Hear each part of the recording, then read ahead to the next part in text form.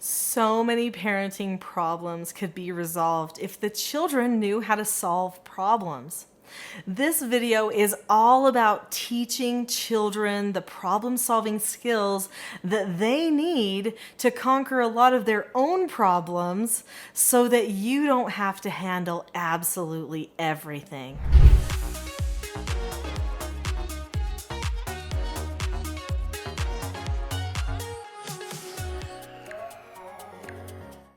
A parent recently asked me, Nicholeen, when can my child really learn self-government?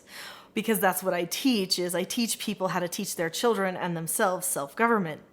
And she said, I've got this little toddler. When can I expect that they could maybe learn problem solving? And I said, well, always. Everyone's always learning problem solving. I don't think we ever stop learning problem solving because problem solving is basically just learning and understanding the law of cause and effect and then making choices for ourselves based off what we've observed. In this video, we're going to talk about how the brain solves problems, and then we're going to talk about 4 productive processes for teaching problem solving. Whoa, I feel like I just did a tongue twister there. That was a mouthful. Yeah, that was a mouthful. Anyway, so we're going to teach these 4 productive processes. And I'm saying productive because sometimes we solve problems in non-productive ways. So everybody's solving problems all of the time, but that doesn't necessarily mean they're doing it productively or in a way that's going to help them or anybody else in the situation. So let's talk about the brain. The brain solves problems one of 2 ways. It either solves problems emotionally or it solves them logically. The emotional part of the brain, which is in the middle of the brain, is the oldest part of the brain. And that's usually the part of the brain that people have a habit of going to first when there's an emotion. So when a car is coming at them, what's the first thing their brain does? It triggers fear. Right? That's the first emotion. When somebody takes something away from them, from a person that they weren't planning on, somebody ripping that toy out of their hands, emotionally, what's the first thing that happens?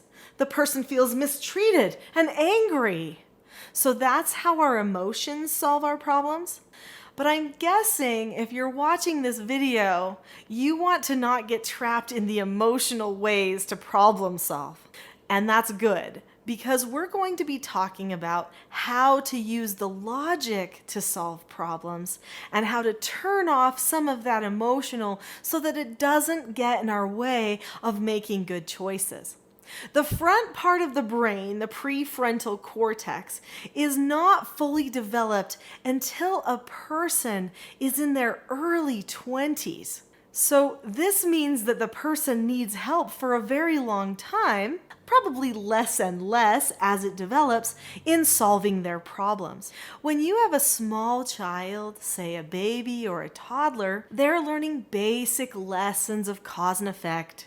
If I drop this roll off of my high chair tray, then somebody's going to pick it up and put it back on my tray, or somebody's going to say, oops, we don't drop things, and it's going to be the same way every time.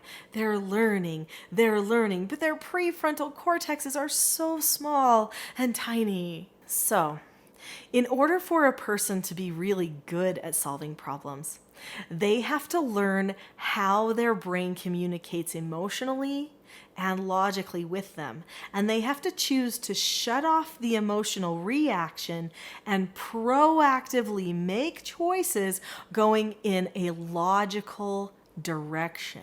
So how does a person do that? There are 4 productive processes that you can do yourself and that you can teach your children to better facilitate good problem-solving skills. The first process is memorizing key skills for success. The key skills that we teach in our home are called the 4 basic skills. The book that I'm most known for Parenting a House United, talks about these 4 basic skills in great detail.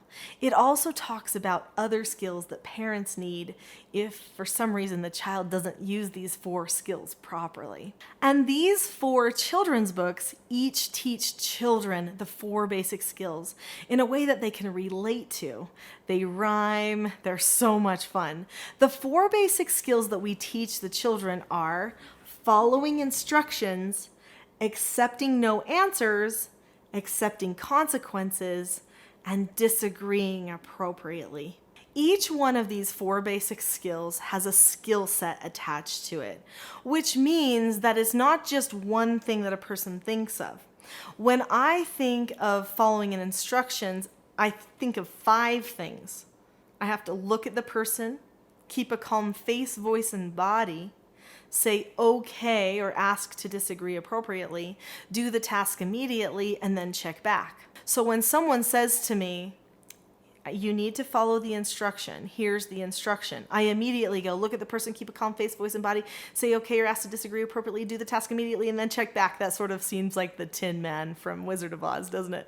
But anyway, that's what goes through a person's mind really, really fast. Those skills are liberating because they help a person break down exactly what they did right and exactly what they did wrong so that they know where to improve the next time. So if my child knows all 5 of those steps to following an instruction, and then I say, now go do this instruction, and they just go, okay, and they walk away to do it, I can say to them, I'm so glad that you were willing to go and do the instruction, but you missed some steps, right? What steps did they miss? They looked at me, but they did not keep a calm face, voice, and body, and they did not say okay or ask to disagree appropriately. They rolled their eyes, they said "K," and then they turned to go and do it.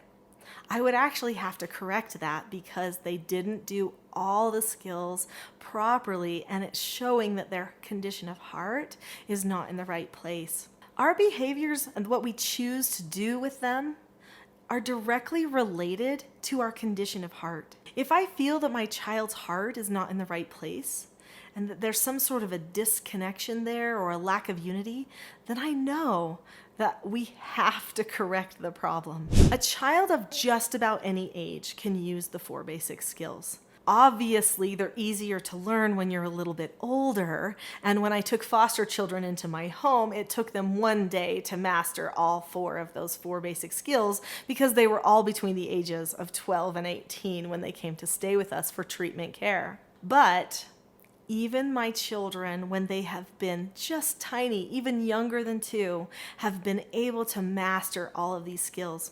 I recently went to a home, because sometimes I do that. I go on home visits to people's houses and teach them how to implement self-government in their homes and families.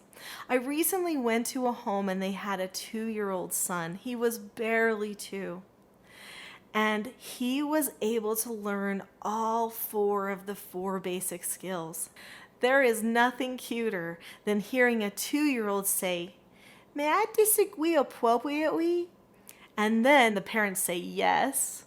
And then for the child to say, "I know you don't want me to have a chuchi, but I want one." It's so cute.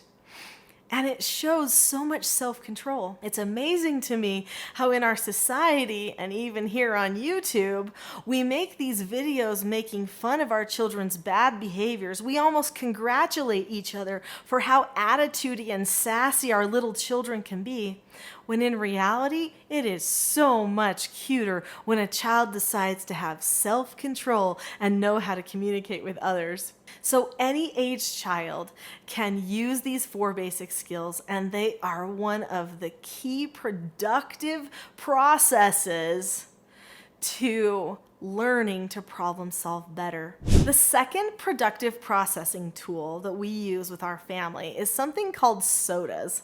And I don't mean like a drink, but it's an acronym that stands for situations, options, disadvantages, advantages, solution.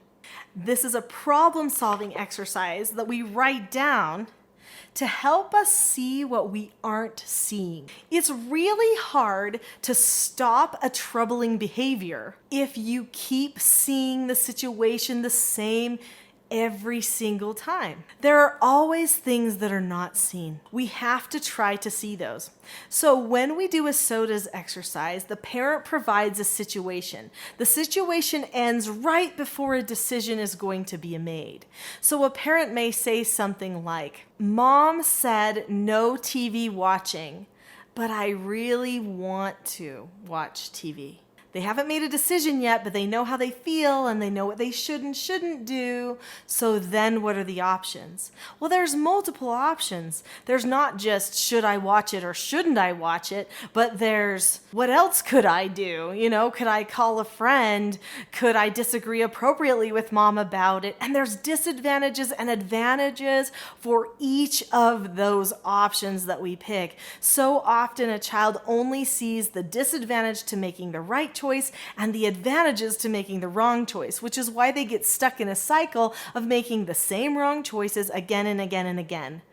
Who am I kidding? It's not just the children that don't see all of the disadvantages, advantages, and the additional options that they could choose. We all do it. And that's because we aren't taking time to deliberately analyze the situation better. That's what SOTAS exercises helps us do. Number 3. Good correcting. If a person is going to learn how to problem solve well, they have to be okay with being corrected, which means you have to have a correction style that happens in your home that feels safe and productive. That's why I call it a productive process. Correcting is just another teaching moment. It doesn't mean anybody's been bad per se. They might have made a bad choice. But that's just something that needs to be talked about. We need to point them in the right direction. There needs to be a feeling of love and acceptance during this correction, but there needs to be clear messages of what happened and where they need to be going. When we correct children, we have a certain process that we go through that focus heavily on describing and proactively teaching instead of reacting emotionally to children. This is where parents usually start ruining the correction process. So a bad correction is one that just involves the emotions of the person making the correction, or even the emotions of both people involved in that interaction. A good correction is one that brings light on the situation and where everyone can see the truth and feel more liberated and united because of the experience. Number 4. Productive pre-teaching. These productive processes are not even possible without the process of pre-teaching, which means that the parents need to teach their children ahead of time. These are the skills that we are going to use as a family. And this is why. Because we want to learn self-government over ourselves. We want to have a greater bond and love and connection in our family. We want to become the best versions of ourselves. So these are the skills we're going to use, and when things don't go right, these are the skills we're going to use to help ourselves get back on the same track. These are the negative consequences that will be used every single time. I'm not going to make them up to try to hurt you or get some emotional reaction out of you, because that would be manipulation. Instead, I'm going to decide we are going to use extra chores every time for these situations, because work is the antidote for a sick character. That's what we use in our home, is extra chores a lot, especially because a person has to choose to do those things. That's another important part of problem solving, is recognizing that the choice is always up to you. If we're going to raise good problem solvers, we've got to prepare them. We've got to teach them the skills that they need. And we've got to give them the empowerment to make the right choices. When the whole family is making deliberate decisions together for how they want to communicate and solve the family's problems, you're going to have less power struggles. But that doesn't mean that you're going to be completely prepared to handle every power struggle yet. There's another video that you really should watch next. and it's called How to Avoid Power Struggles with Your Child. I know you're gonna like that. It's gonna add to what we've done here. So go ahead and go to that next video.